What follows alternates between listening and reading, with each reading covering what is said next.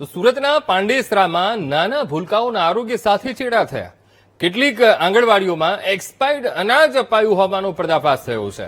આંગણવાડીઓમાં expired જથ્થો તે પહેલા જ ખુલાસો થયો અને એફપીએસ પર આંગણવાડી બહેનોએ એક્સપાયર્ડ જથ્થો સ્વીકારવાનો પણ ઇનકાર કર્યો.